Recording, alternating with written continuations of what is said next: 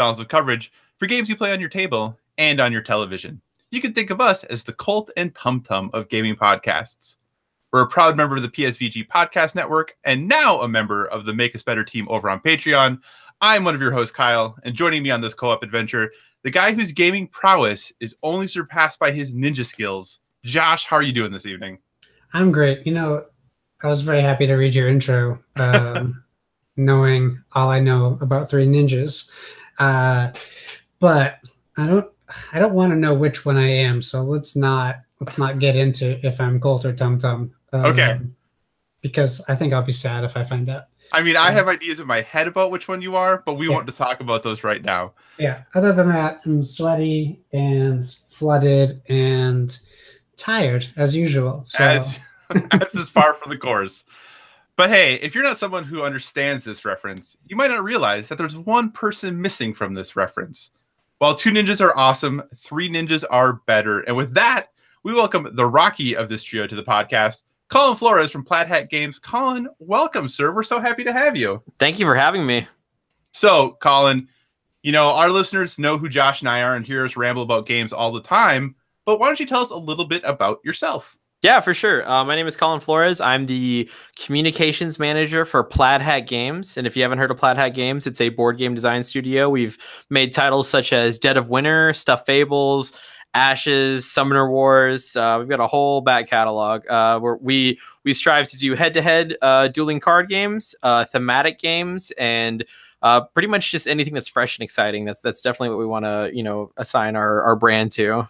Awesome. Well, hey, we're really excited to have you on the show tonight, and there's a very special reason that we do, and we're going to get to that a little bit later on.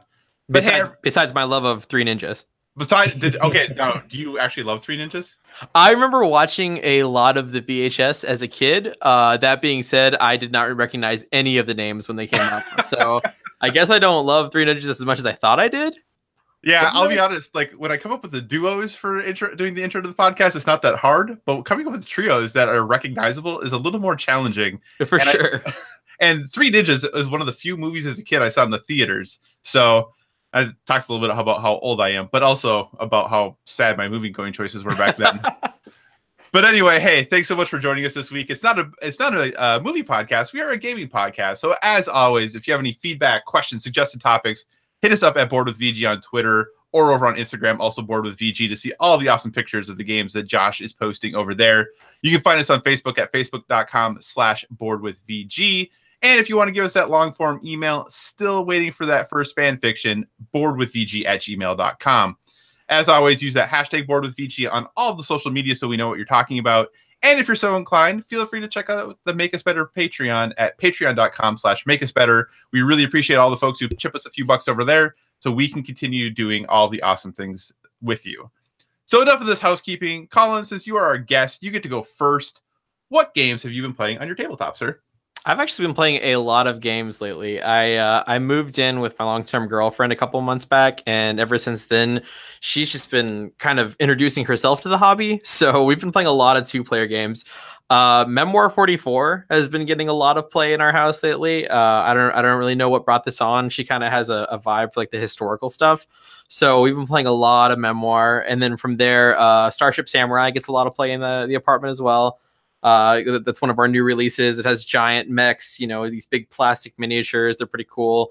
So we've definitely been enjoying that one. And then a lot of Unearthed, which is her favorite games. I don't know if you guys have seen that one before, but it's like a dice placement game. It's very, very cool. Yeah, it's on my short list. The wife and I, every time we're in my Barnes and Noble is what I always reference. Every time we're in there, it's just sitting there looking at me in the eyes. I was actually surprised. Like I played it a couple times with 3 and 4 players, and I really enjoyed it. I kind of get anxiety in games where you have like a row of cards and everybody's kind of working towards them. Like something like Splendor or Century, which are both amazing games. I'm not here to say otherwise. It's just like personally for me, I get very anxious because I start planning to get this one card and then somebody swoops in and buys it. And I'm just like, okay, my plan fell apart. I don't know what to do. Yeah. But Unearthed is really cool because the dice add a level of mitigation there where you can't plan on what a die is going to roll. You can only do your best to kind of assess how many sides it has and hope it's in the right range. So that adds a really interesting element to the game. And I was actually really surprised with how good it was at 2 players. Nice. So I have to ask, okay, you said you moved in with your long-time girlfriend, the first game you mentioned is Memoir 44. It doesn't sound like she was a gamer before that much. How did Memoir 44 become the game you play together? I don't know if she's going to listen to this, but I'm just going to kind of give the inside scoop. I don't know what's going on with her. Like we've known each other for like 3 years, and I think the heaviest game she ever played was Dead of Winter. And the whole time she was like, "Oh, this is kind of confusing. I'm not really sure what's going on." But it's very like Dead of Winter is a great game like that because it's very thematic, even though there's a lot of mechanics going on. Something about, I guess we moved in and then there's just like this giant stack of board games because I have my collection in the apartment, and now she's just like ravenous. Like I cannot bring home enough games for her to play.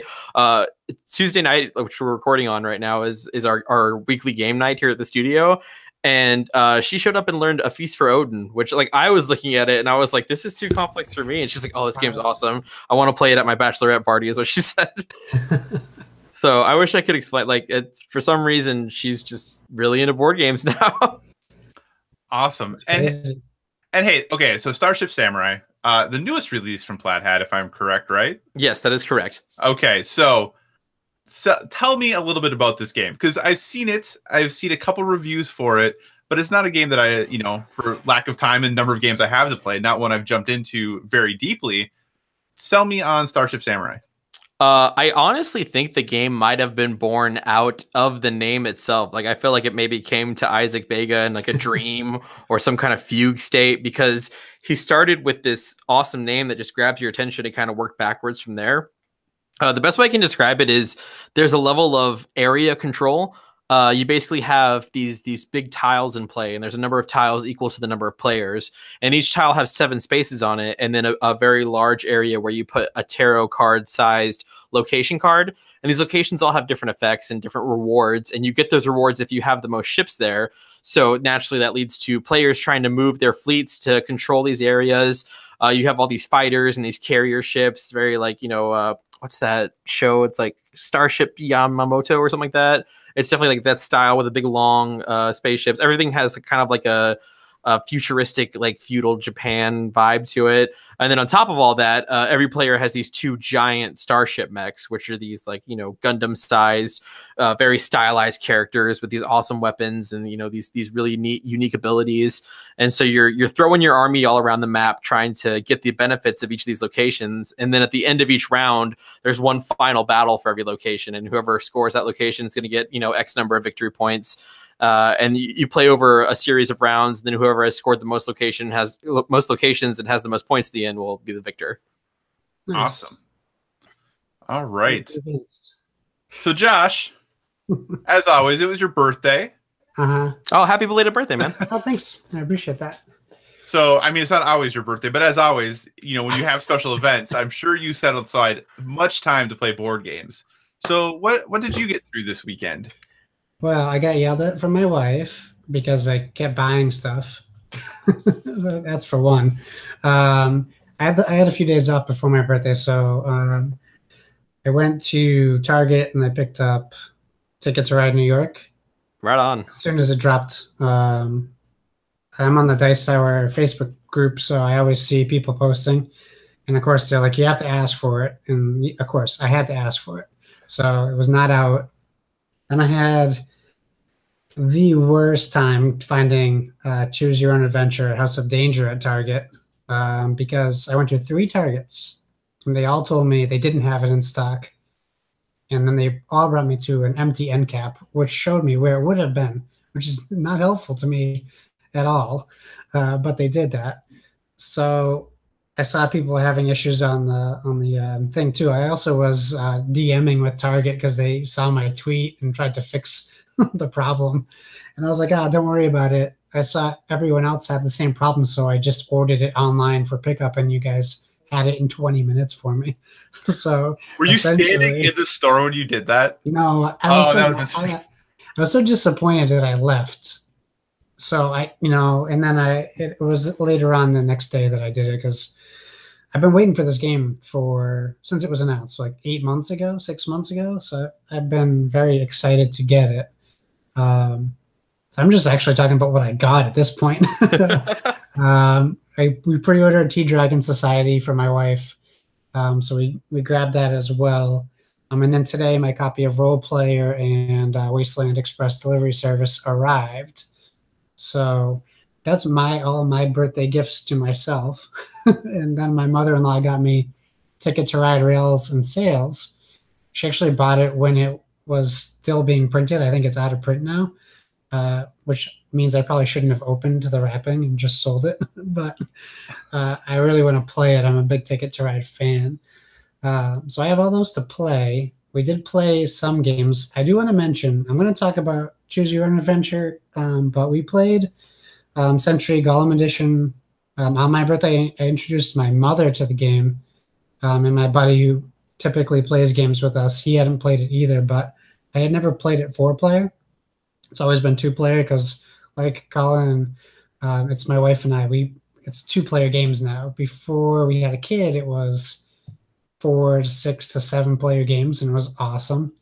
And I love my kid, but since the kid, it's 2-player games. That's it. But is he not playing Century yet?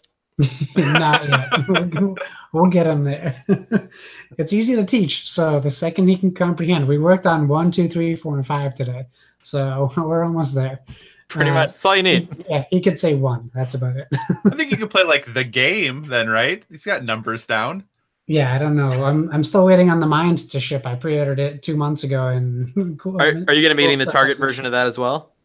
Yeah, I saw that I almost bought the Target version of King Domino because it comes with the tower, the castle.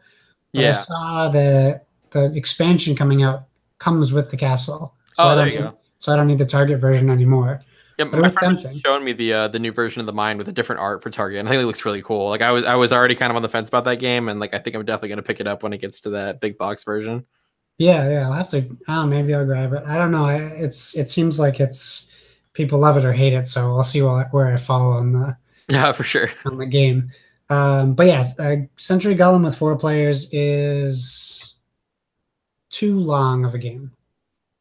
It takes way too long compared to playing it 2-player first, because in 2-player you're constantly going, and when someone thinks for a while on a card in the market, like even on 2-player, that's a long time to wait.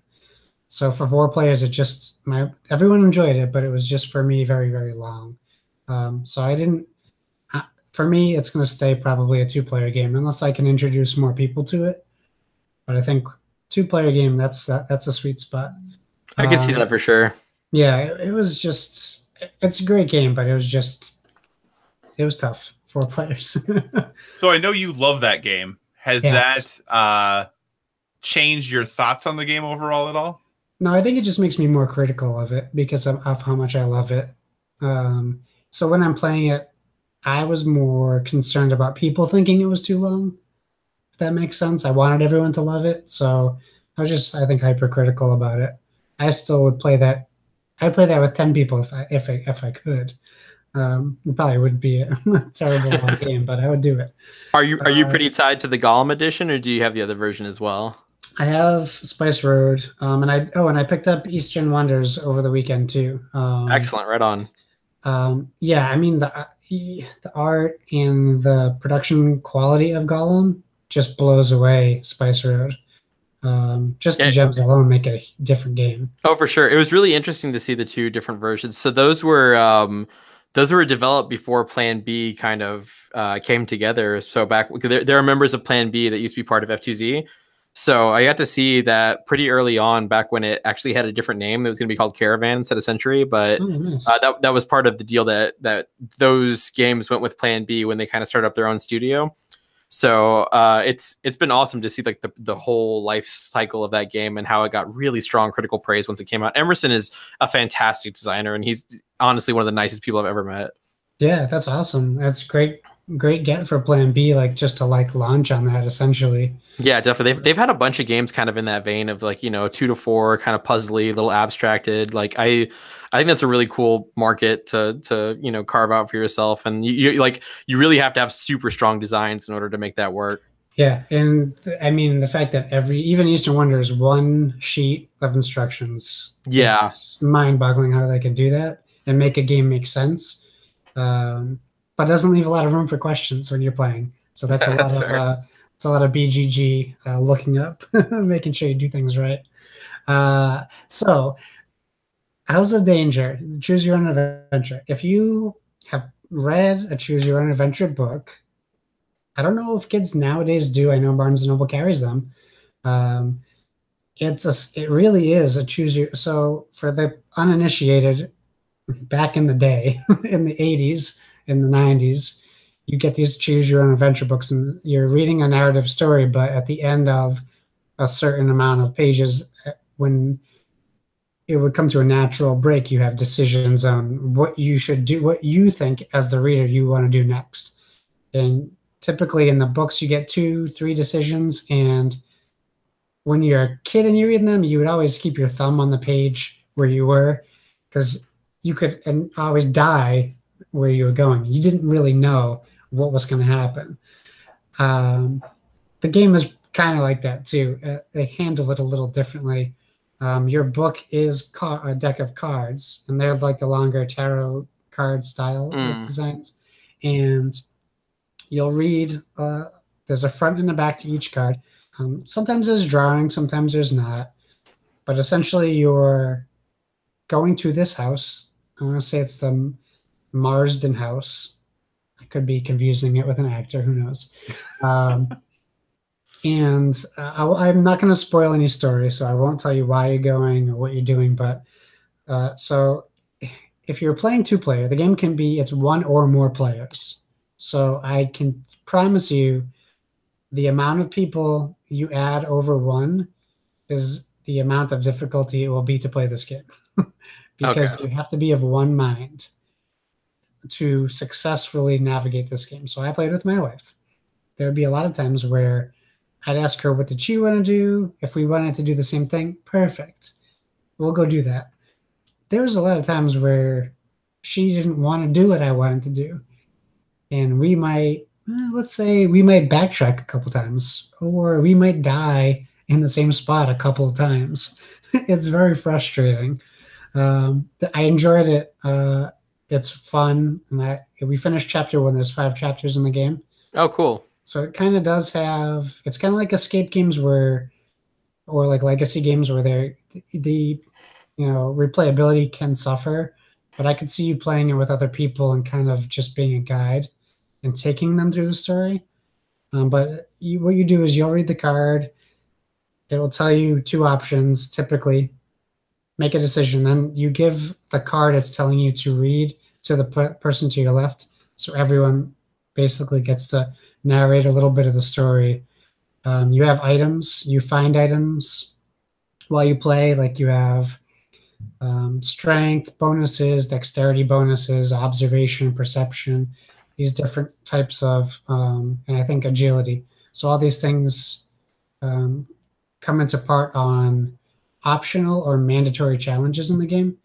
And you can use, if you have like a weapon and it is a fighting challenge, you can use your weapon and it will give you a bonus. The game uses 1 6-sided die. If you roll a 1, it's considered a critical failure. You automatically lose what you're trying to do. And if you're using a item to boost, you automatically lose that item if you roll a 1. Oh, wow. And it's only a 6-sided die. So it's not it's coming up a lot more than you'd want. Yeah, it's very challenging. We definitely rolled a couple 1s for sure. And we definitely ended up in, we'll just say, a shallow grave a couple times in the same exact spot. But some weird stuff happens. I definitely found myself laughing out loud at how ridiculous the story is at some points. But all in all, it's very fun. And for $25, it's a steal. The production value is very good. So it gets a big recommendation from me. Right on. This is in my employee store cart right now from Z-Man. I'm really excited to pick it up. Nice. I love the aesthetic of it. Like, it looks like a worn out book. Yeah, it's great. And I will say this, like, they don't have like a great save feature. Like, you have this track you're moving up, psychic track. Okay. And you have a danger track. The higher your psychic track is, essentially the higher level you are, and the more observant we'll say you are, or the more bonuses come to you. And the danger track essentially tells you what you need to roll to success and like it starts at 3, goes up to 6, and you have to roll above that number to pass. And when you complete chapter 1, they're like, if you're not going to keep playing, take a picture of where you stopped. Oh, that's weird. I'm like, maybe I'll get a notepad. So how much is this a game versus how much does it feel like an activity? It's definitely, it's less of a game than you would think. Okay, so let's compare it to a Plaid Hat game, since we can do that while we're here. You take Stuffed Fables, okay? A lot of Stuffed Fables is narrative storytelling, but not a lot in percentage of gameplay. So you might do book like story 1 or even page 1, and I think it's 50-50, maybe even 30% narrative and 70% gameplay. For House of Danger, it's like 20 gameplay, 80 story. And it can get frustrating because you end up reading some of the same cards again. So you're faced with the decision to reread the card or just skip to the decision part on the back of the card. And I found myself, like, my wife wanted to read the card and I kind of got frustrated, not at her, but because, like, we don't need to be reading this again. It hasn't been that long of a time where I forgot what's going on. But the more people you add, I think you might have to continue doing that. Yeah. Which would make the game longer. Gotcha. Interesting. We also ran into a point where we could have ended the story, and there's a like a clue deck, and it was like full. So, we decided to keep exploring. They let you continue to explore, and that ended up resulting in a lot more death and a lot less item getting. So you don't really know what's in. Sometimes in the clue deck is diversions, place like there's a maze in the game. It might just be a turn in the maze, and sometimes it's a clue, and sometimes it's a bad thing. So, like, if you're a completionist, you have that OCD, it can be tough. Gotcha. I know it sounds like I'm saying a lot of bad things about the game, but overall, it's very good, and I can't wait to continue playing through it. Awesome. And I'll probably gift it once we're finished with Chapter 5. I'll probably gift it to somebody who I know is like plays 2-player or solo games. If only there was someone you podcasted with who did that. Yeah. Well, man. If only. If only. Any other games you've been playing, sir? Yeah, but we go on and on forever. Okay. We've taken up, but Tea Dragon Society, check it out. It's a $20 game. The art is great. I posted a bunch of pictures on Instagram. I'll talk about it next week probably, and Ticket to Ride. It's insane. It's a gateway game. It plays in 10 to 15 minutes. It's insane. Wow. And if you know Ticket to Ride, it plays in 10 minutes flat. Okay. It's a very, very small map, and they added a couple different things for bonus points, but you're done in 10 minutes. Okay. And that's great. I mean, that's great to get people into Ticket to Ride, but Ticket to Ride is a gateway game. So you're doing a lot of legwork to get someone into board games with Ticket to Ride New York. Maybe it's meant to be a filler. It's definitely, yeah, you know what? I'll play it after Gloomhaven. That'll be there you go. Nice little a good palate cleanser. It's like a gate handle game. Yeah. There you go. Awesome. All right. Well, there's two things I'm going to talk about. One I've talked about before, but I want to give a brief update on. So the significant other, the wife and I, are still working our way through Sherlock Holmes Consulting Detective. And let me tell you, talking about a game that is much more of an activity, this is 100% fits that. It's really good, but if you ever want to feel really dumb, I'm telling you, this is the game to play. It does not make you feel smart at all. Like, even when you get the stuff, you don't feel that smart, because at the end you read how fast Sherlock Holmes did it, and you're like, oh, all right, well, that's great. I took 3 times as many moves as he did to figure this out. Perfect. I've talked about it on the podcast before, so I just want to bring it up again, not to go in depth with it, but just say we're still working our way through that. And it is really excellent. If you are looking for a good story, they're really well written. The descriptions are well written. When you go out and you're investigating the different areas, all of the conversations you have with different suspects and the other people in the games are really well done. it just is definitely one of those games that if you are not in a thinking mood, or if you can't pay attention the entire time, it can definitely be challenging. And just similar to the whole choose your own adventure games, it can be very challenging because in this last scenario that we did, my wife wanted to go one direction and I wanted to go one direction. So like for multiple turns, we each spent just kind of investigating our own thing. And then both of them were not probably the direction we should have been going.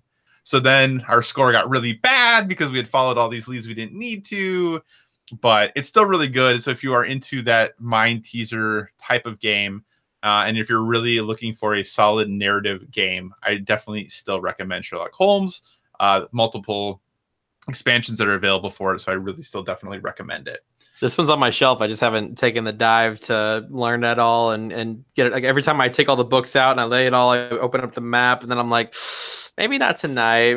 Maybe a different night. Well, and that's the thing about it, that it's so surprisingly easy to learn, because I've heard like rule wise it's actually very thin. It's just a matter of going through all this data, and like I love the theme so much. My girlfriend's really excited to play it too. She's actually a private investigator, so like she's like, I'm gonna destroy this game.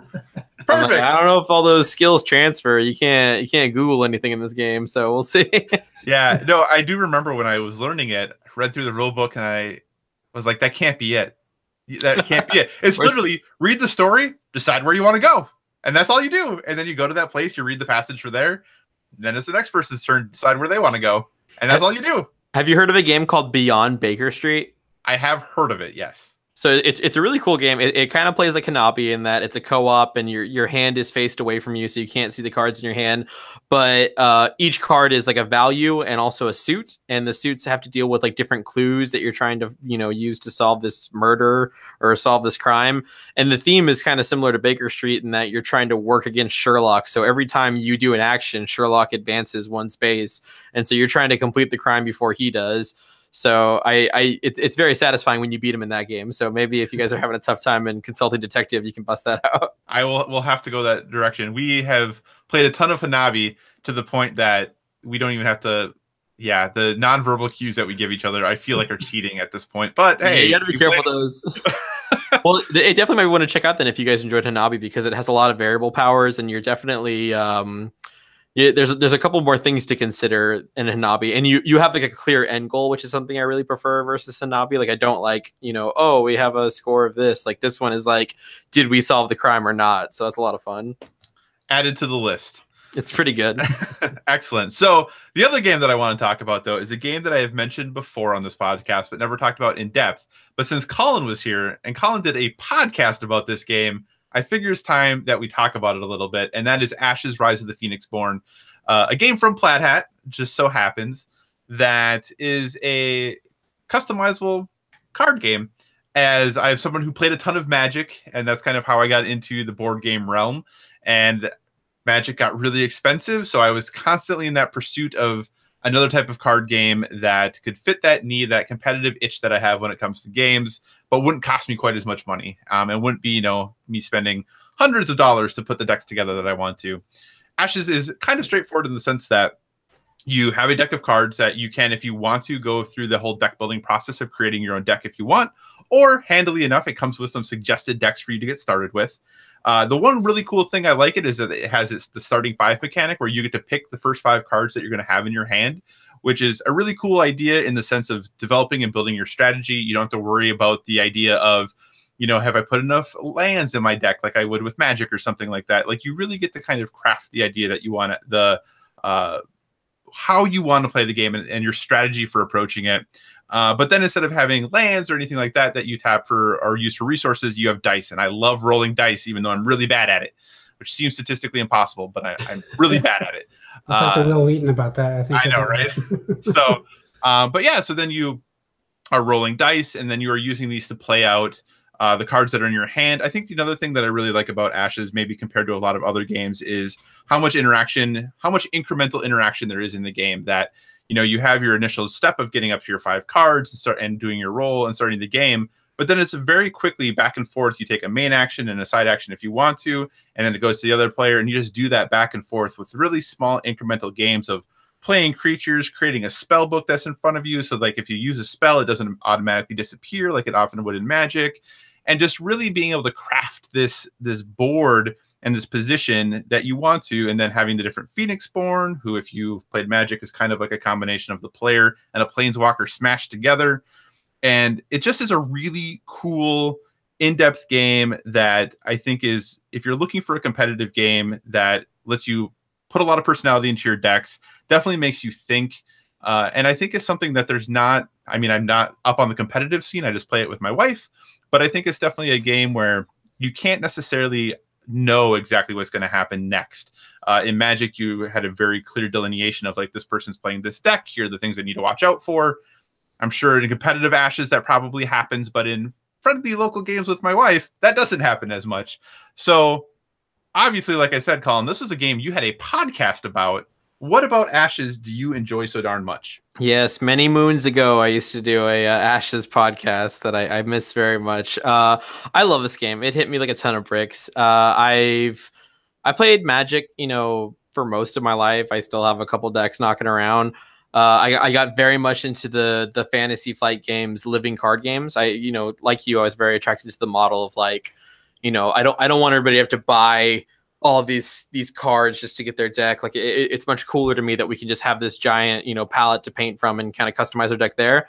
But even, you know, the living card games have a lot of cards going around, so it became, you know, a little bit of a chore to convince people like, hey, this is a great game. All I need you to do is buy 3 core sets in every single expansion, and then we'll have a great experience together.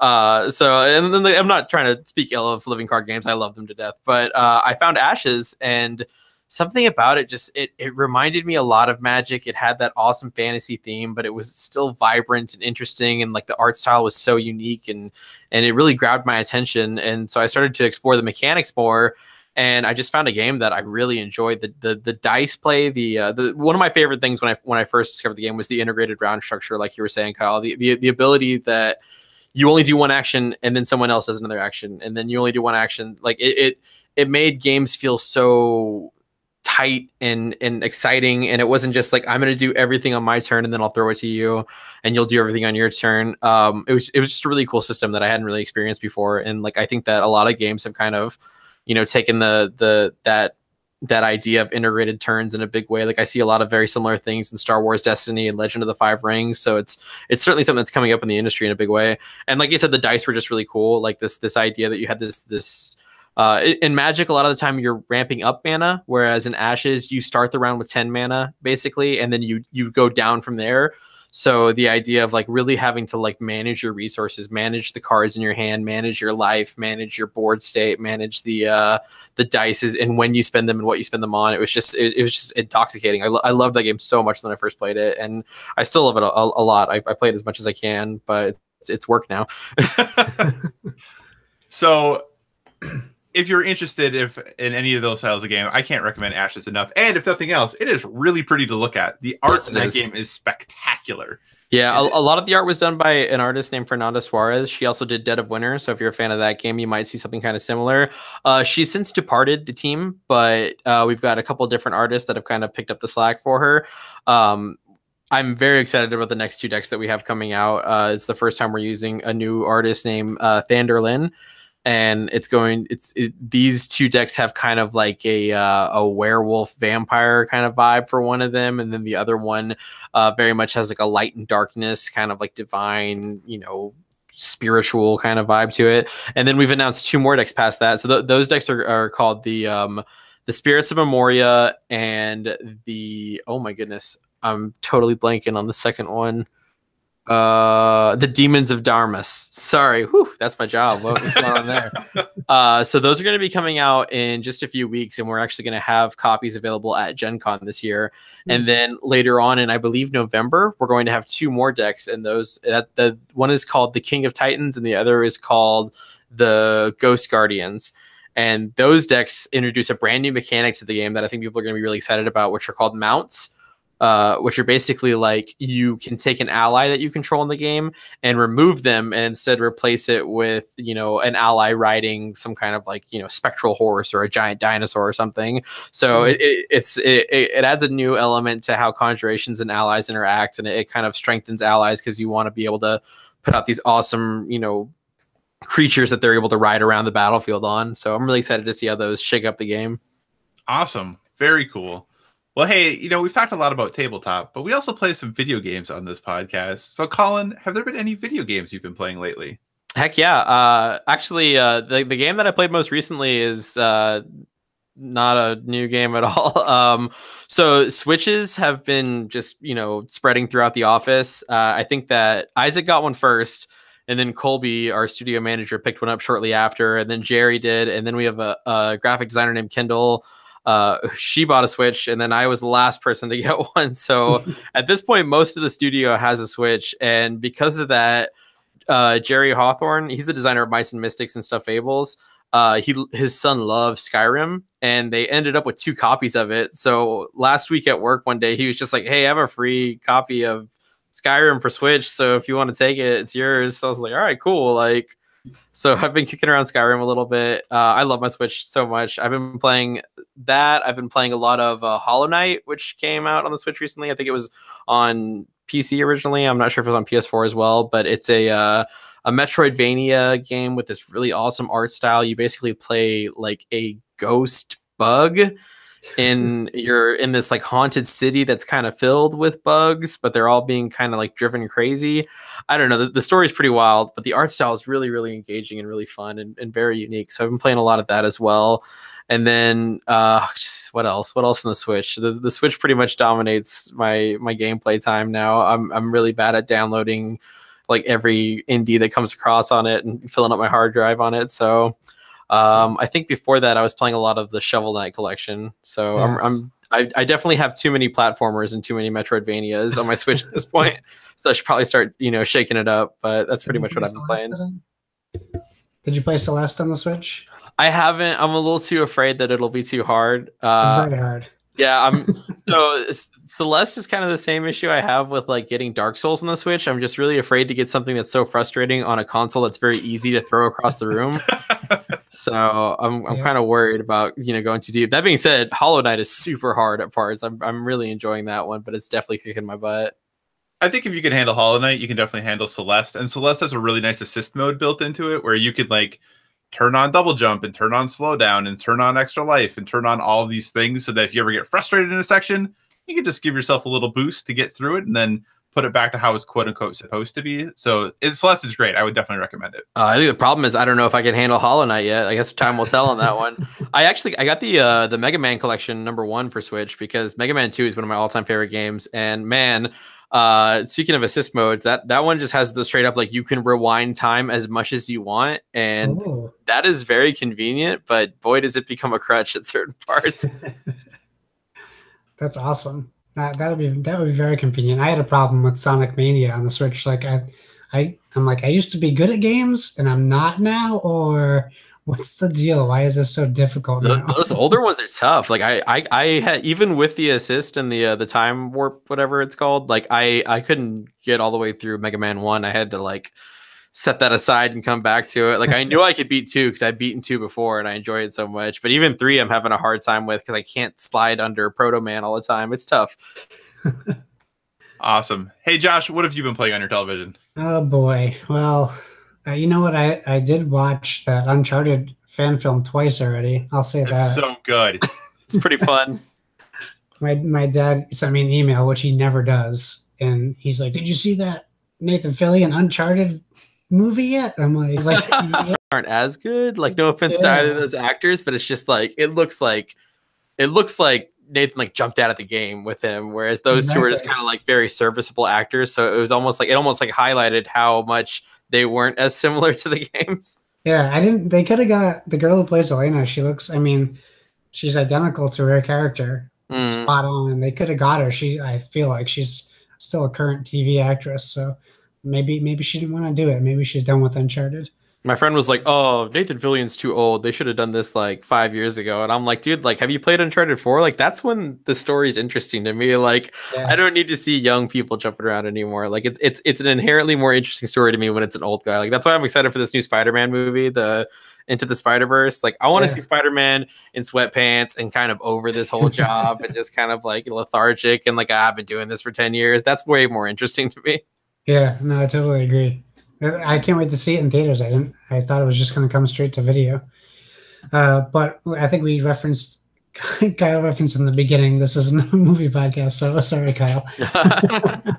So I continue my frustration with not being good at Fortnite. I'm still playing Fortnite. I jumped in just to see what season 5 is all about. I still enjoy it. I'm aging out of it. But I jumped into PUBG, and man, alive is that game tough after playing Fortnite. Like, PUBG is snail shooter. Brutal. Oh man, and I'm playing on Xbox One X, and that drop into Miramar was horrible. I drop in still. That game, they need to fix that. They wonder why they're getting killed, and you can't on an Xbox One X, you can't jump into the Miramar map without landing in a building as it appears on you. I used to play it on PC, and like I remember at the time there was an issue with like data leak, which is like basically the game would say you need, like, I had 18 gigs of RAM and it was saying that I didn't have enough, which I'm like, that's not accurate for that game, right? Like the game would start basically loading over itself, and it kept saying that you didn't have enough storage space and it would crash. So it's definitely frustrating. I wish there was just a more optimized version of it, you know? Like I'd rather wait a little bit and play like a final product than have everything be early access. Yep. No, and I think that's what the biggest complaints they're getting. I mean, the PC people don't seem to be having a problem. So yeah, that was early on, but it's just weird that that's the product out there, is like this thing that isn't quite finished, but is so successful that it doesn't matter. Yeah, it really is bizarre. And they're bundling it with Xbox consoles, which is insane. Yeah. So I played some Bastion just because I love that game, and I just kind of jumped in. I've been playing NHL 18, which is crazy for me to play a sports game in general because I typically don't. But with NHL, like, it's really fun to play drop-in games because you're controlling one character. You're controlling your guy for the whole game. So it's not like Madden when you try to play like co-op. You're not involved at every play. But like if I'm the right wing, I'm the right wing the whole game. So I get a job to do on the. I have to either defend my side of the ice or attack the other side, and it's nonstop. And if you commit a penalty, you sit that penalty out. You're sitting in the penalty box watching people play, so you're motivated to not commit penalties. It's totally different than playing. Like my first 4 games, I kept hitting the B button to swap characters. And I'm like, no, that's just a cross check.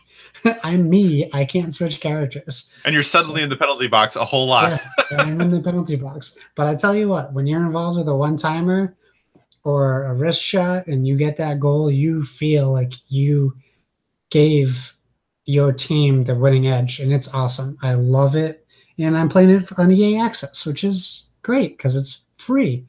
Well, not free. It's $30 a year, but and they're adding Dante's Inferno tomorrow to back compat. I'm going to start playing that again because I loved that game on the 360. Oh man, that game.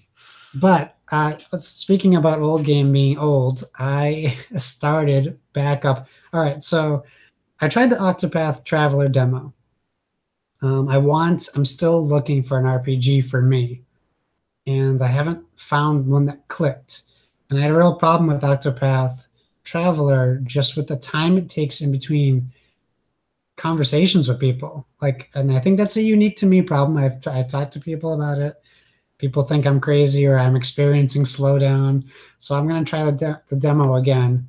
But to either hit A and fast forward through the conversation. Yeah, I do that. And then there's about 13 seconds between text bubbles. No wonder the game is 80 hours. Your characters take 13 minutes to get through a paragraph. So I'll give it another shot. I'm also not a big fan. I love that they did voice overs, but I'm not a big fan of them repeating the same words in conversations with the same character. So it's that's tough. Hello, whatever. And then he says it 8 more times in the same paragraph, but he's not saying that sentence anymore. These are minor gripes. I'm happy that everyone's loving the game, and maybe I'll give it another shot and love it. But I'm like, hey, I'm in EA Access looking around. I never finished Dragon Age Inquisition, so let's boot that up. Let's install it, let's play it. And I'll tell you what, that game ages real well. It looks beautiful. And the combat is great. I don't know why Mass Effect Andromeda couldn't handle the Frostbite engine, because Dragon Age killed it. It's so good. So I'm loving it so far. I don't have too much to talk about. I'll say a gripe of mine, something that my like OCD, or maybe I'm anal about it, but I don't like that I have the option to change characters. I I like to just be my character. I feel like it gives me too many choices, and that's my problem with. I like linear RPGs, and they're very few and far between.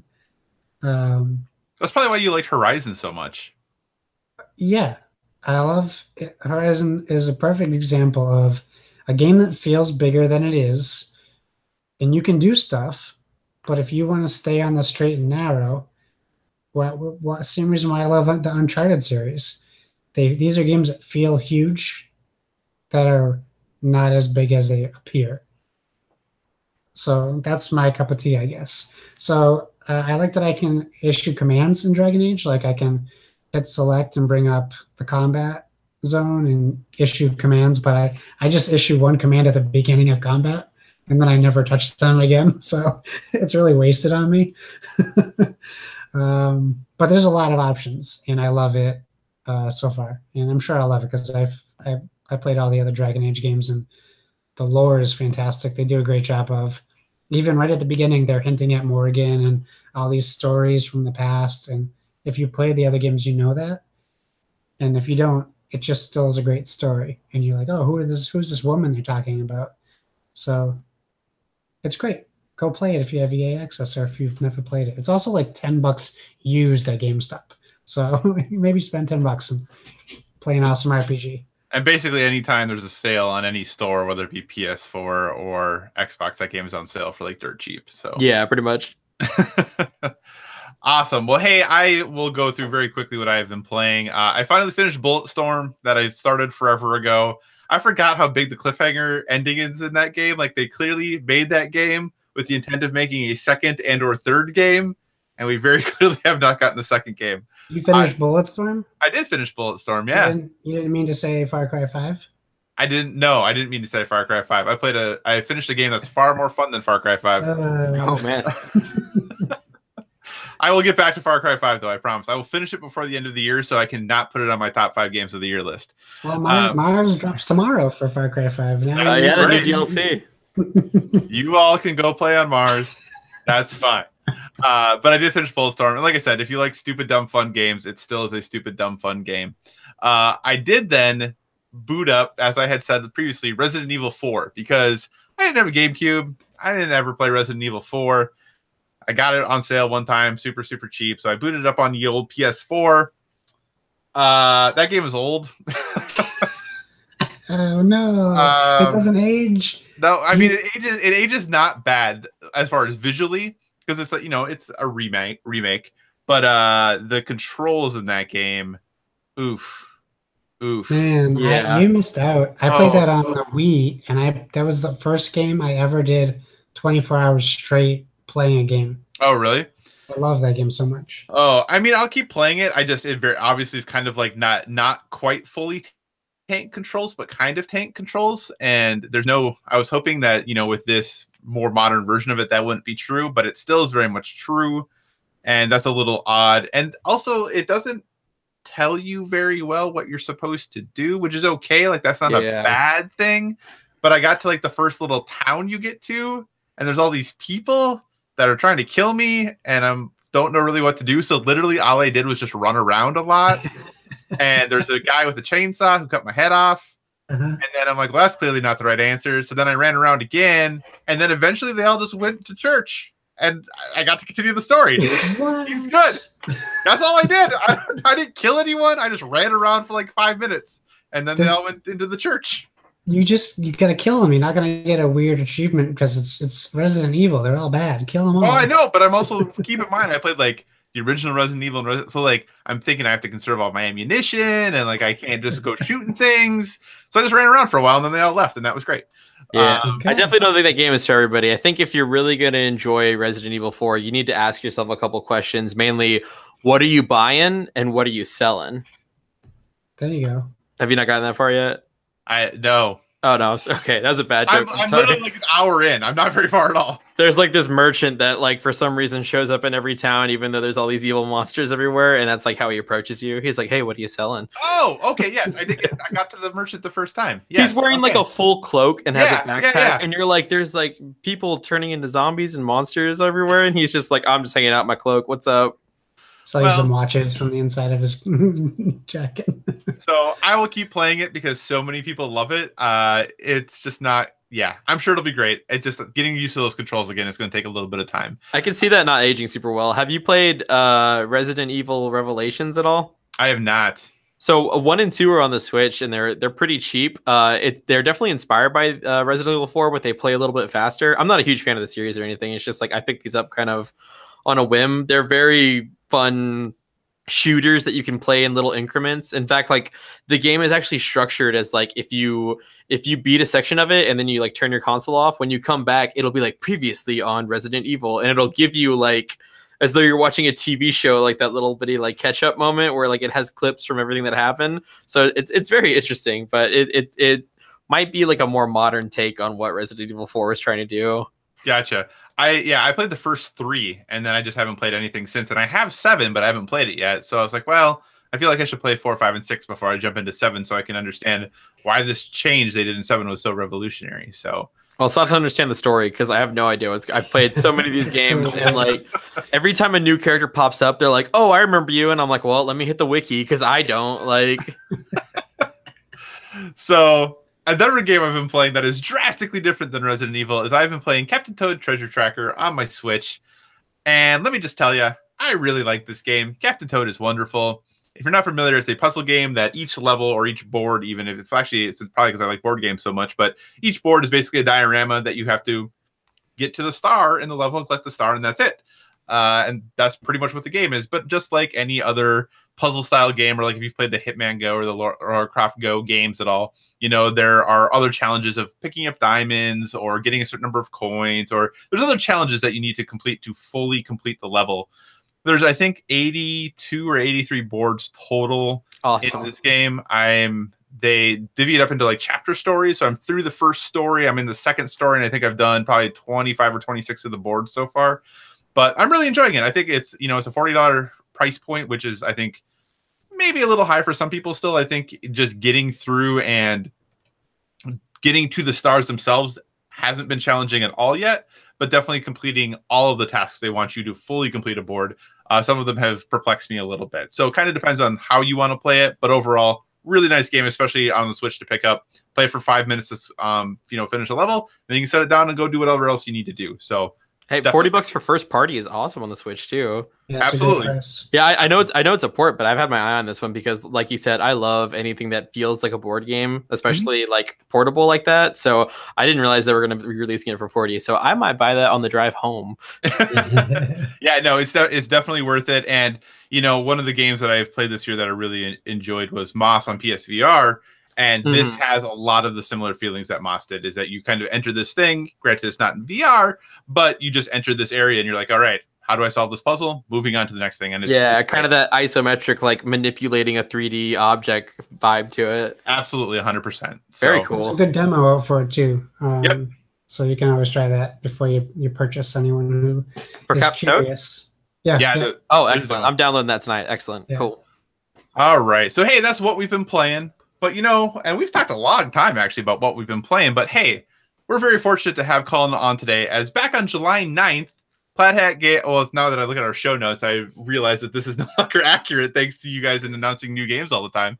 But back on July 9th, you guys announced a new game called Guardians. And, hey, Callin, you're the designer of the game. I sure am. So if you're on the video game side of our audience and maybe aren't super familiar with Plaid Hat Games, you've definitely heard us talk about them on the show before, because we've talked about a lot of the different games that they have, and they're some of our favorites, like Dead of Winter, Mice and Mystics, Stuffed Fables, Ashes, which we talked about a little bit ago, Summoner Wars, and a lot of others. So with that, we're going to just chat a bit about and get to know Callin a little bit better, learn more about Guardians, which you can pre-order now on Plaid Hat's website if you'd like to. But before we jump deep into Guardians, Callin, can you just provide us a bit about your background on you and what was your journey and how did you end up at Plaid Hat? Yeah, sure thing. Like I said before, I started a podcast with my friends called The Main Action, a show about Ashes. We were just really enamored with Ashes Rise of the Phoenix Born, and we wanted to discuss it and grow a community for it. And I've been wanting to break into podcasting for a while now, so I decided we would start a show together. And we had a great time. We had a lot of fun doing it. We got to meet some really awesome people in the community. Through that, we found out that Plaid Hat Games is actually based in Dallas, Texas, which is where we were all living at the time. So I reached out to Plaid Hat and I was like, hey, we love your game. We saw that you guys are local. If you ever want to do anything, let us know. And Isaac Vega, the designer of Ashes and Dead of Winter, he is one of the nicest people I've ever met in my life. And he is so supportive of any type of art or any type of like creative endeavor. And he's always trying to prop people up in the community in a big way. So when he found out that we were doing this podcast, I think it was like episode 5, he was like, hey, I want to be on it. I want to talk about Ashes with you guys. Let's do it. Come over to the studio. He invited us to the studio. We recorded an episode of the show. We made plans to do a couple more. He invited us to a party they were having like 2 weeks from there. He invited us to Ashes Weekend in Tulsa, Oklahoma with the Team Covenant guys. Just very, very supportive of the show. And that led to, us spending a lot of time with Isaac in the studio. And that led to me, of course, wanting to volunteer with Plaid Hat because I love the studio so much. And our back catalog is just full of some of my all-time favorite games. Like I will widely say that Summoner Wars is probably as close to a perfect design, in my opinion, as you can get. At least for what I was looking for at the time. So that led to me spending a lot of time at the studio, doing a lot of demoing, doing a lot of playtesting. From there was a opening for the communications manager position, and Isaac thought that I would be a good fit for it. So he put me up and I interviewed for it with F2Z at the time. They thought that I was a good fit as well. So I got the position in 2016. And from there, I've just been, working on our social media, and I've helped, work on some playtesting and development for some of our games. I've worked with Isaac very closely on a lot of his projects, and everybody else in the studio as well, Jerry and Colby. And yeah, that in a weird way led to me getting to make my own game. I somehow tricked Colby into letting me release a game. So what you're saying is if we start a Guardians podcast, we can get a job at Plaid Hat. I'm 100% saying that. Yes, that is the... Everybody I know, I'm like, start a podcast. You might get a job. Like, my friends are really excited about a game coming out called Artifact from Valve. And I was like, is it Valve? Yeah, it's Valve. And I was like, yeah, dude, start a podcast. What's the worst that could happen? Awesome. So, hey, was this a career path you always wanted to go down? Did you always want to work in games? And how did you, or when did you first know you wanted to design a game? The first instance I knew I wanted to create some sort of game was probably, I would say in 8th grade. I used to play a lot of Dungeons and Dragons, and I was always the dungeon master. I never had any interest in being a player at all. I always wanted to create the world. I always wanted to create the story. And I did a session once with a couple of my friends, and we just spent all day playing D&D. And I think that was the moment I knew, like, I wanted to create something that other people would enjoy. And I don't think I knew at the time that it was going to be, board games, because I hadn't really discovered the hobby yet. But I've always had a big passion for, creating my own content to kind of add to things, especially Dungeons and Dragons, any other role-playing game. I used to always want to, homebrew and tweak the rules and add my own supplements. So that was the first time I really wanted to create something. Fast forward to me kind of getting involved with the hobby, design. Anybody who works in games will tell you that everybody has an idea for the game, right? And that's I don't think that's a negative thing at all. I'm not trying to say that to discourage anyone. I think it's so cool that there's something analog and tangible about board games that maybe not so much with video games, but you can see yourself making and creating something there. And it's so easy for anybody to grab, scissors, markers, and some paper and just start cranking out cards for a game they want to create. So it's very open. There's not as big of a barrier of learning to, code or use any type of programming software as you would for a video game or something like that. So board games are very unique in that aspect. So were board games, did you always want to work in the industry? How did you get to, was it like, hey, I'm doing this other thing, but Plaid Hat came a Callin, so sure, I'll sidestep into this, or? Yeah, I never thought I'd be lucky enough to like get to do this full time, and like it still feels like a dream, and it's very surreal. But no, I certainly wasn't like putting my resume out there to like studios and stuff. It was very much kind of a right place, right time thing for me, and I think that I was passionate about Plaid Hat because they were local, and I was able to I love their games, and I was able to show them off to people. But I never imagined it would turn into a career path. So I'm very lucky, and it's very, very fun, and it's cool to be able to work on something you're so passionate about and translate that into doing something full time. But yeah, I would have definitely taken a different path in college if I thought that I was going to be working in the industry full time. If anybody's out there and they are very passionate about board games, and they're younger and not sure where they want to kind of step their foot into, there's a lot of like game design courses that are coming out right now. But honestly, I think like one of the most consistent ways to find work in this industry is to become a very solid graphic designer. That's something that I tend to notice. Everybody always needs a good graphic designer, and you probably have way more consistency and security if that's where you're looking at. Yeah, they're definitely super sought after people, and you can tell by how much work you see in all these different games. Of course. Yeah. All right. So if you're listening, you can check out the rulebook for Guardians on Plaid Hat Games right now, which is what I did. So it's going to lead to my question, because I think I have some guesses, but I'm going to ask for you, what were your inspirations for Guardians? Now, having that said, I think you saw a post originally. Someone was like, it's like the Overwatch of board games, and I'm pretty sure they just based that decision off of the character designs. So what say you? What were your inspirations for the game? Yeah, let's go ahead and address the 800-pound gorilla with a jetpack in the room, right? Yeah. That's kind of a deep cut, but yeah, I love Overwatch. It is one of my all-time favorite games. I love so much about that game. I think that it is an absolutely amazing video game, and there is no hiding at all that Overwatch was a huge inspiration for Guardians for me. Originally, and it was kind of a running joke with a lot of my friends. So there's a mechanic in Guardians. It's very similar to a game called Smash Up, where you take several decks and you shuffle them together. And I think AEG, the company that makes Smash Up, was the first one to coin the term shuffle building. I've always loved that mechanic, and like I was first exposed to it by Smash Up, but it wasn't until I played a living card game from Fantasy Flight, the Star Wars living card game. That was the first time I started thinking of shuffle building as a very strategic element to a game. So I would say for about 2.5 to 3 years, I was trying to make a card game that had shuffle building as the main element, and I just couldn't land the details of it. I couldn't get it to work the way I wanted it to, and it became a running joke with my friends that I was like, hey, I have an idea for a game, and they would be like, let me guess, it's shuffle building, and you pick 3 characters, right? So that was definitely like a concept I was locked into. Early iterations of this game, it was actually kind of themed around MOBAs. So stuff like, Heroes of the Storm or League of Legends, because like that already has that element of, crafting your team and how it affects things. I actually started working on what eventually became Guardians before no one's going to believe this. I guarantee. I actually started working on it before I was exposed to Overwatch. I was aware of, the game's existence because it was so popular. But I was trying to make this MOBA game work, and I messaged my friend Kian, who was actually a member of the Main Action podcast back in the day. I messaged him and I was like, hey, you play a lot of Overwatch, right? And he was like, yeah, I love that game. And I was like, so in Overwatch, is it just like whoever gets the most kills wins? And he was like, oh no, it's all objective based. And I was like, oh, interesting. Like, tell me about like how the objectives work. And he described the payloads. So the idea of like, the more people you have on this payload, the faster it will move.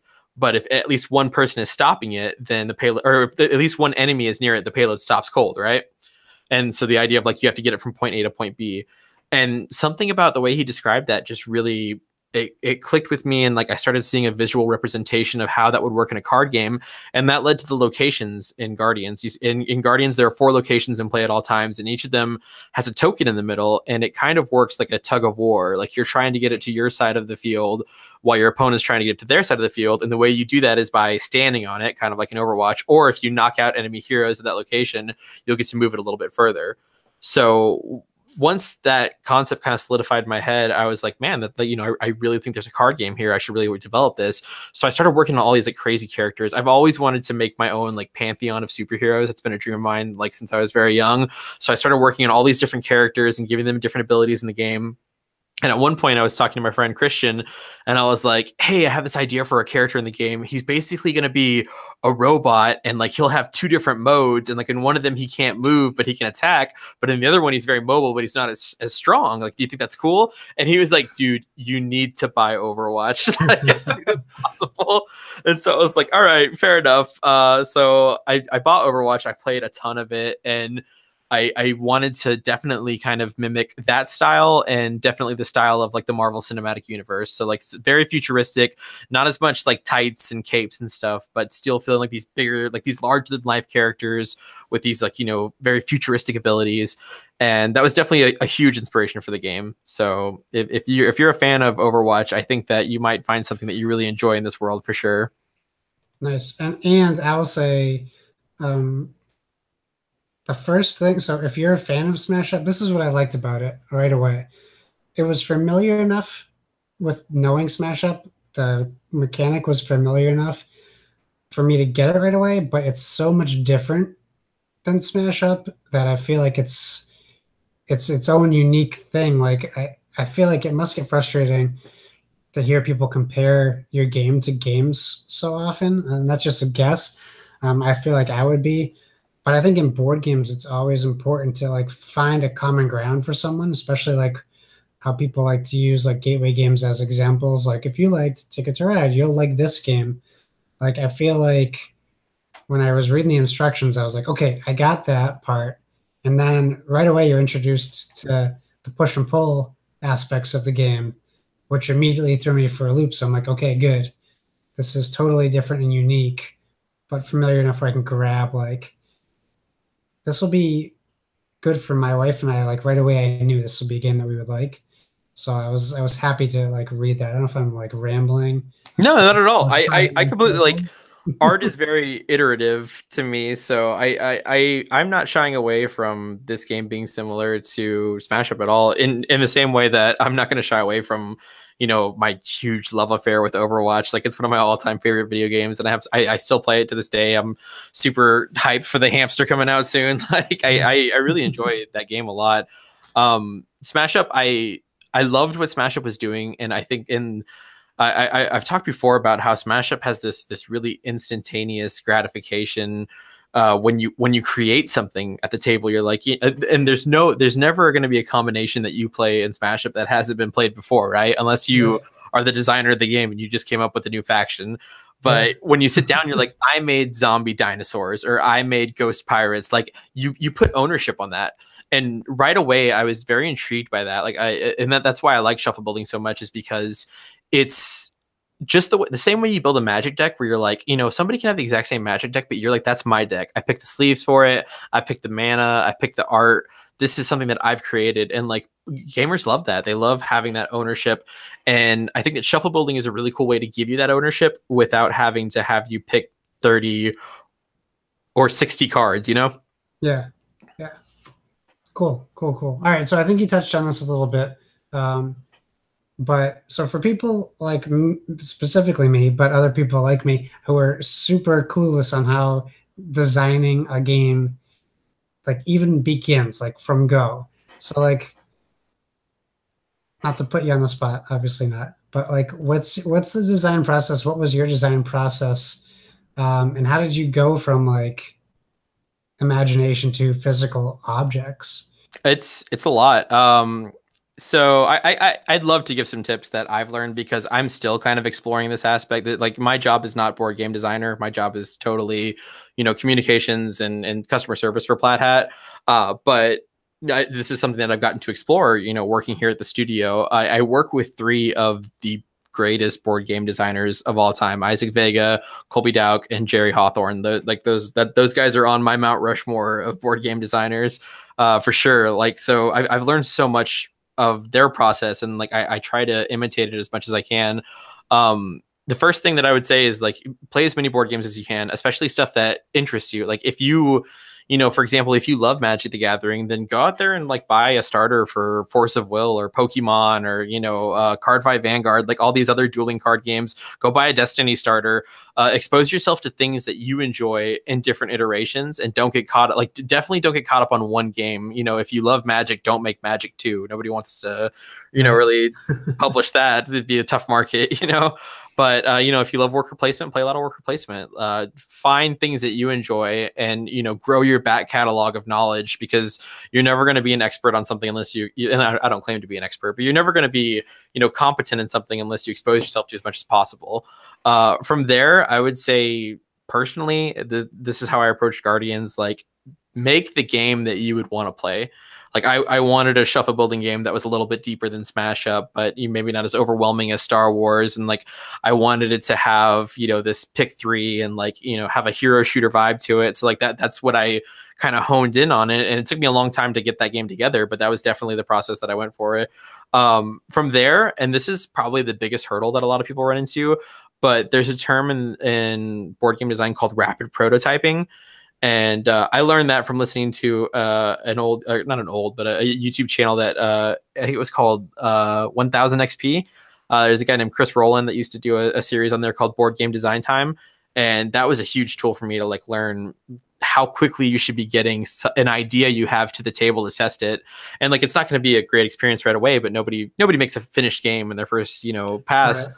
So it's important to, get a computer, hop into Word. I don't recommend Word, but hop into Word or hop into InDesign or hop into Google Docs and start creating stuff as soon as possible, because that's when you're going to start getting stuff on the table, and you're going to start iterating and finding what works and what doesn't. And that's when you're going to find the design that's inside of you that you want to, bring to life.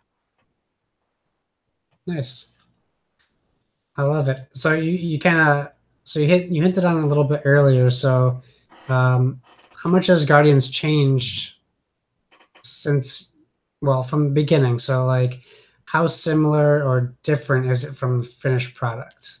So if I'm talking about shuffle building pick 3 heroes game, which has always been floating in my mind for like the last 2 or 3 years, it's definitely changed a lot. It's the theme has changed, but that's not really important. The whole mechanic of having locations and battling over them, that was all that's all been ripped apart and put back together.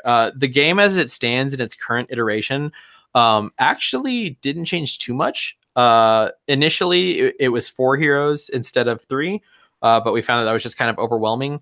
The biggest changes from like early iterations of the game were that you basically had you would have an ability card, and like there's all sorts of like random systems that I just kind of ditched. Like heroes would have like ultimate modes where they would flip over and have like superpower versions of themselves. They would also be able to attack other heroes at different locations, whereas now we've streamlined it to where you can only attack heroes at the same location.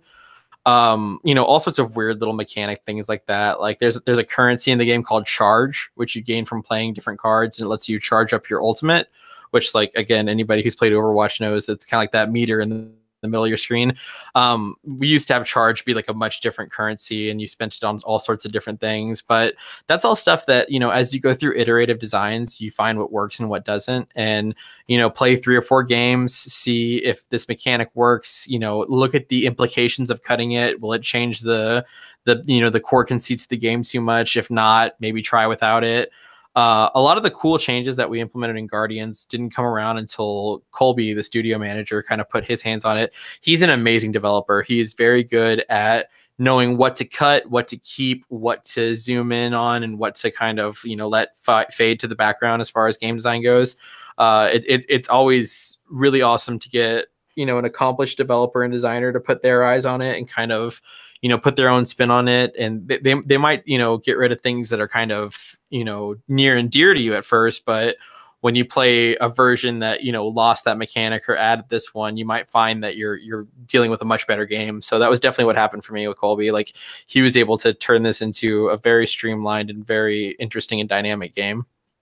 Nice. I did want to mention, I really love, I don't think that you see this too often in games, but just looking in the manual, the fact that you have 2 separate sections for 2-player and 4-player is a huge help for people like me who, like, I struggle finding games that have solo that are clear with instructions, and there's not a lot of games that will specifically teach out a 2-player game and a 4-player game. You're pretty much learning the 2 to 4, yeah. quantity. So I think I love that that's in the book, and that was refreshing to see, I'll say. Yeah, right on. I mean, it's a team variant of the game, so it was very important that we split it up and make it very clear that like it's not just playing with more players. Like it is a different experience, like as a whole. It was actually kind of, you know, interesting when we first tried the 4-player rules. It was just kind of something we were knocking around in the office, and you know, the 4-player rules were almost like a first pass for me. I was like, I think this will work. I don't like. I mean, I designed the game from the ground up to be a 2-player head-to-head card game because that's what I love. But then we played the 4-player and we were like, oh, this is actually pretty fun. So like, it was a tough choice to include it in the base game because it meant that we had to include a second side to the summary cards, and we were worried that would get confusing. And then additionally, like we had to include a whole nother set of basic cards for a 3rd and 4th player because you need them in your deck. Okay. So it was definitely, you know, something that we kind of went back and forth on whether or not we wanted to include it. But in the end, I'm glad we did because it, one thing that I really like about Guardians, and this might just speak to, you know, how many card games I've played. And like I said before, like trying to convince people to, you know, we'll have a great experience if you buy the base game and then 2 more copies of that and then the expansions. One cool thing about Guardians is that you draft off of a single set of the game. So as long as one player has a copy, you have the full experience. So, you know, it doesn't become a matter of I have to find a friend who will also buy in with me. You just need to be able to find a friend who wants to play with you, right. Which I think is a lot easier to do for head-to-head card games. So, you know, the same goes with the 4-player game. We didn't want you to have 2 copies of the game just to play 4 players. So that's why we included those.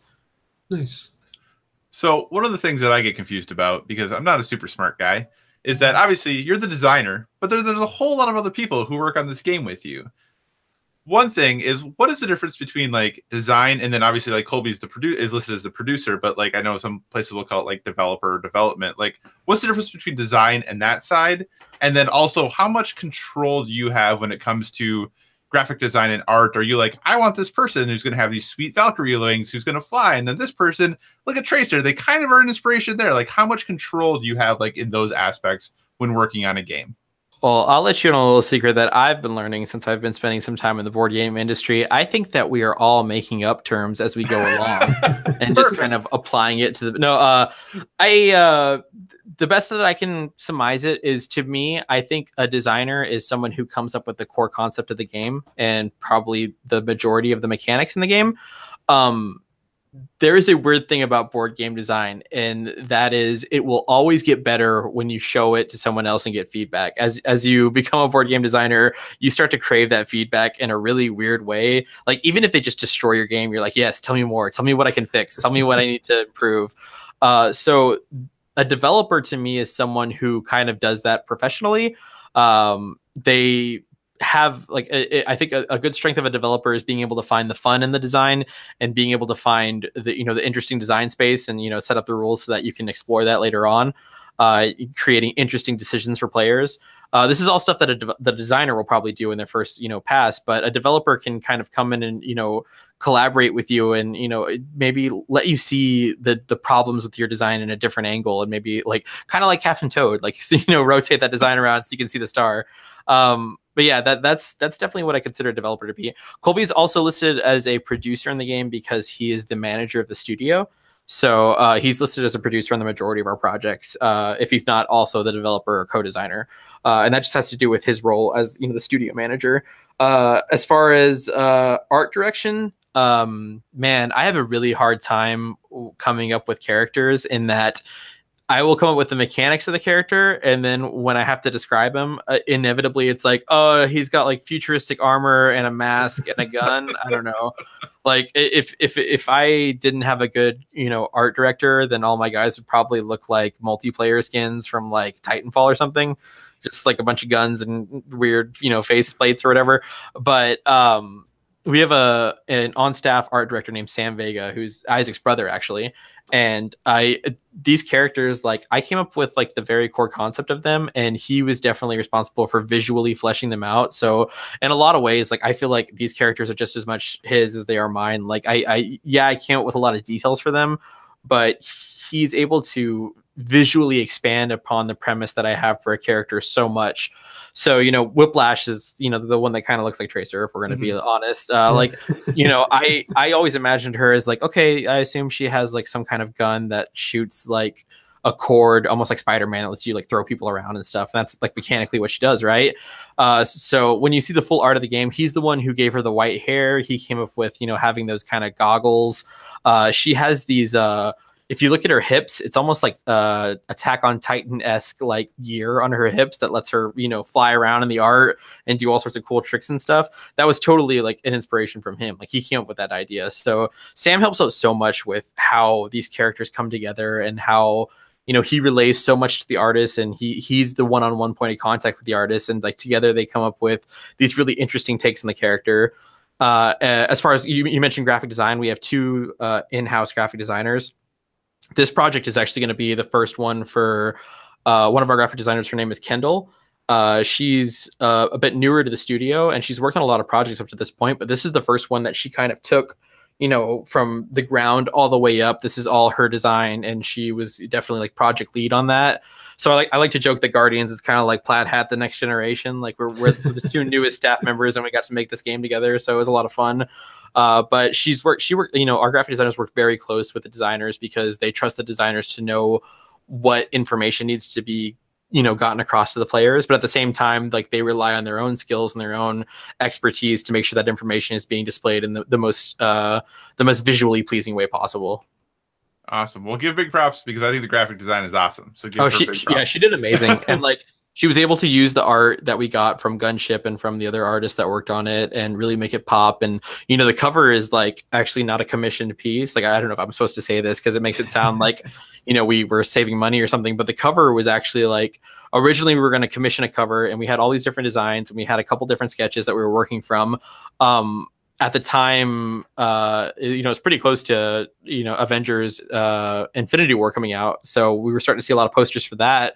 And then there's also a poster from Thor Ragnarok that has kind of a similar, you know, aesthetic to it. So if you guys look at the posters for, you know, Thor and for Infinity War, you can very much see that it's like a collage of heroes and all these dynamic poses that kind of like arcs up into a pyramid. And she was the one that had the idea of like, hey, I bet we could do something very similar to this that would, you know, definitely give it like this epic superhero vibe to it. Because like as much as Overwatch is an inspiration, like I've always said that I wanted my game to feel like that scene in Captain America Civil War where like all the heroes are running towards each other at the airport. Like that was like my mission statement. So like I love Marvel cinematic stuff as a lot. And so she was really able to bring some strong elements in from that. That's awesome. Well, I think we're at the ultimate question, and it's probably an easy question. Who is Guardians for? Oh, that's actually kind of a tough one, I think. I love dueling card games. I always have. I played Magic since I was young, like I said. I wanted to make a game that felt like a head-to-head dueling card game that gave you that tension and that back and forth and that push and pull, quite literally, you know, with some mechanics. But I wanted it to be something that you could lay on the table, build your deck right then in an instant, and be playing with your friend right away. And so that's definitely the design, you know, premise that I went for with Guardians. And I really hope that we were able to you know, hone in on that and give people a tight head-to-head experience without, you know, having kind of like the barrier of entry of having to build an entire deck every time you want to play.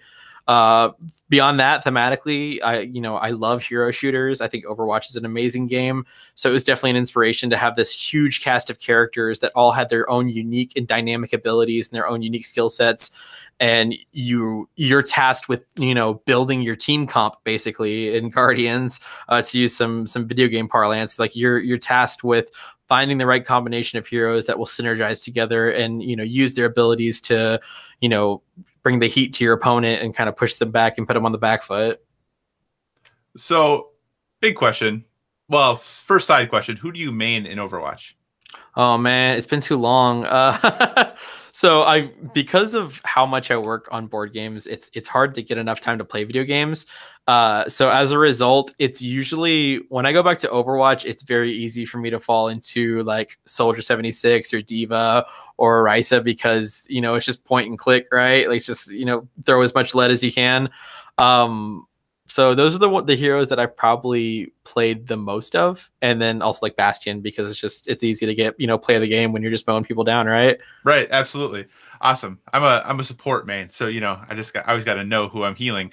So next question then, and I'm throwing this as a curveball to you a little bit, so I hope this is okay. And you've been more than generous with your time tonight, so thank you so much for that.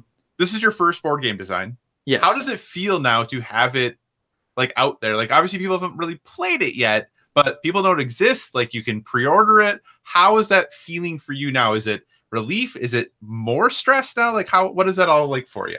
I definitely think it's more stress right now, because before it was like my secret little baby that no one knew about, and like I showed it to some of my friends, and we had play testers, and we talked about it in the office.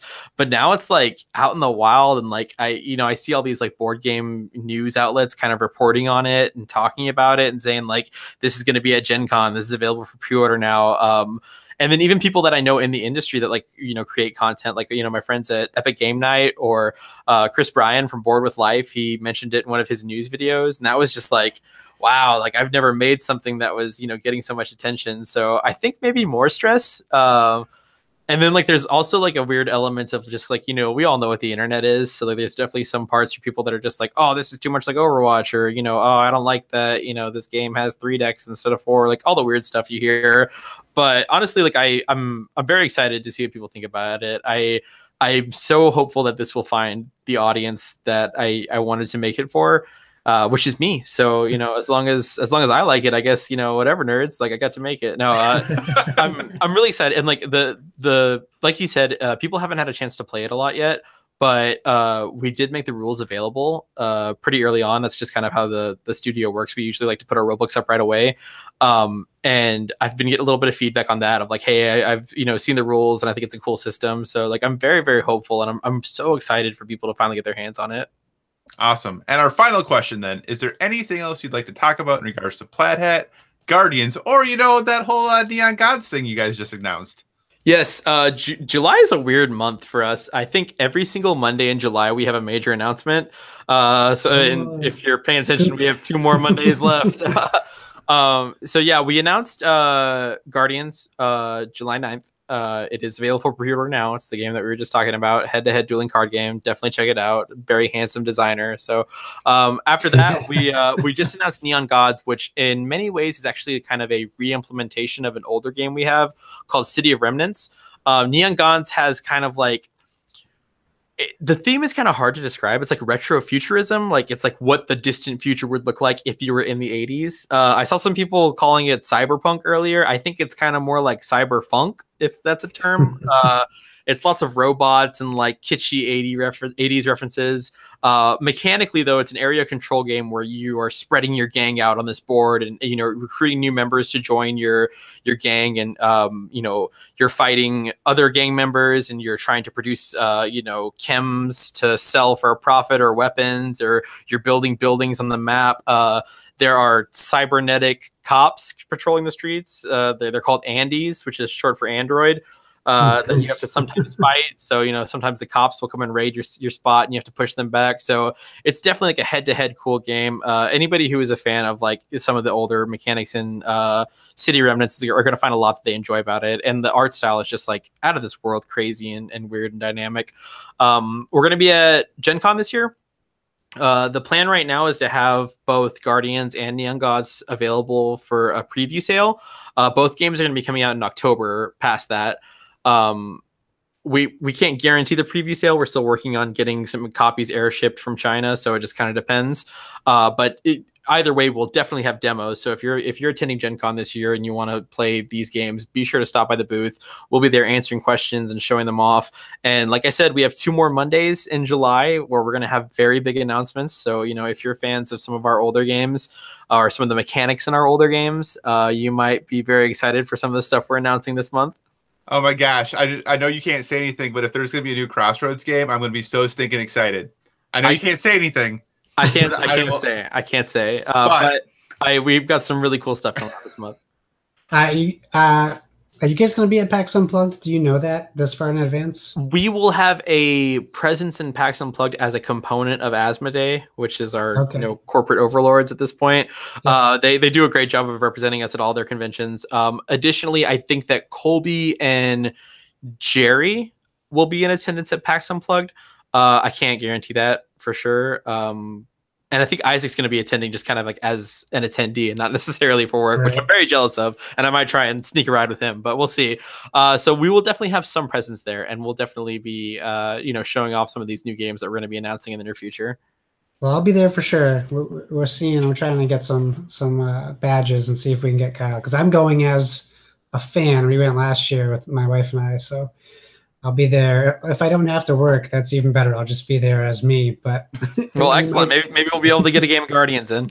Yeah, that'll be awesome for sure. For sure. Okay, so we don't have any email questions. Well, it's because I knew this was going to go super long, so I didn't ask for any. Okay. I will say this. Paul Calicote, the winner of our Dice Tower Awards prediction contest, he has a job that I think is identical to mine, so he doesn't have time to listen to podcasts anymore. So he hadn't listened to the podcast. So he got my email saying he won, and he hadn't known. So he got back to me. So Paul Paul decided he wants Magic Maze. He didn't let me pick for him, so I'll be sending him Magic Maze probably this weekend. So congratulations to Paul on that. And we'll do another contest soon, I'm sure. But moving on from that, I keep wanting to say Callin. I'm sorry, but it's all good. It's been my whole life. Don't worry.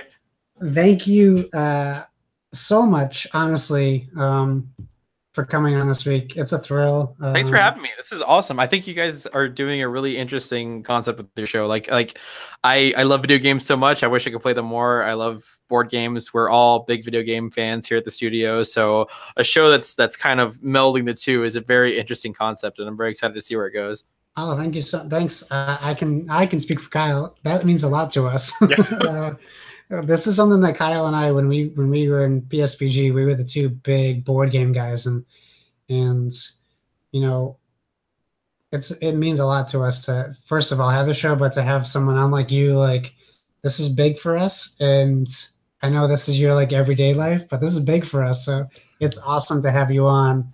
And we can't wait for more stuff from you. And you're obviously welcome to come back on whenever you want, whenever Plaid Hat has something big coming out. Oh, thank you so much, man. Or small, if you just want to be like a regular rotating third guest.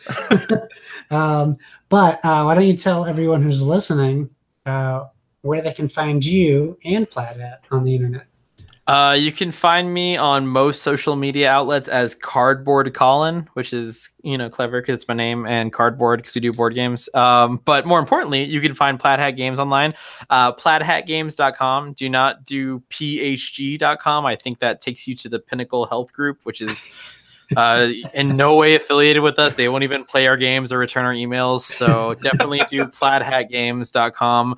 We're also on Twitter at Plaid Hat Games. We're on Instagram at the Notorious PHG, which is probably the nerdiest thing I've ever had to put into a computer. But yeah, we love posting, little teasers and tidbits and surprises on our social media. So, if you follow us on Twitter, you probably get a sneak peek now and again on something we're working on. If you follow us on Instagram, our studio manager Colby is kind of a live wire on both of those, and he will just spoil like major things. Like I think it was last week he just put up 4 pieces of art on Instagram from games that we haven't even announced yet. So they're just like out there floating, and he's like, "Yeah, speculate away, have fun." So definitely follow us on social media: Instagram, Twitter, Facebook. And yeah, if you ever see us at a convention, be sure to stop by the booth and play our newest games and say hi, because we love hearing from fans. Awesome. Again, Callin, thanks so much for joining us. We really, really appreciate it. Josh, what do you say we wrap this show up? Oh, I always have to look up when you say that, because that's how unprepared I am. Thanks for joining us, everybody. We hit it at the top every time.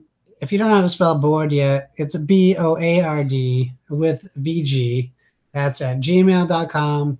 That's on Instagram. That's on Twitter. What am I forgetting? Facebook. Yeah. That's where this all started, I think. Facebook.com/BOARD with VG. You can find us there. I don't have anything huge to plug. Josh Bones on Instagram, on Twitter. Baloney Barboni on Instagram. I always forget that. It cracks me up every time. That's a tough one. Should just unify them all as one. Why So Serious? That's SIRRIUS on Xbox and PS4. I will have to get you my Switch code. We can all be Switch buddies. We'll get that going. That's it for me. Kyle, plug away. Plug. Awesome. Well, hey, you can find me pretty much everywhere at Psychocross, CYCOCROSS. That's on Twitter, Instagram, PlayStation Network, Xbox Live, and Board Game Geek, all at that. If you have suggestions for future topics, be sure to reach out to us on the social medias because we want to talk about what you want to hear about. And remember, everyone, whether it be board games or video games, never stop gaming.